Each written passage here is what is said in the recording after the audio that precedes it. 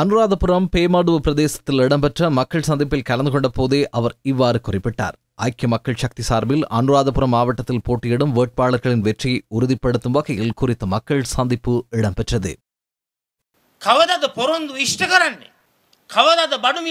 எப்போது வாக்குறுதிகளை நிறைவேற்றப் போகின்றார்கள்? எப்போது பொருட்களின் விலையை குறைக்கப் போகின்றார்கள்? எப்போது மக்களுக்கு நிவாரணத்தை வழங்கப் போகின்றார்கள்? உரத்தை வழங்க முடியாத அரசாங்கம். வயல்களில் விவசாயிகள் பயிர்ச்செய்கை நடவடிக்கைகளை ஆரம்பித்துள்ளார்கள். எனக்கு தெரிந்த வகையில் உரத்தின் விலை அதிகரிக்கப்பட உள்ளதாக தகவல்கள் கிடைத்துள்ளன. சேற்று உரம் இல்லை.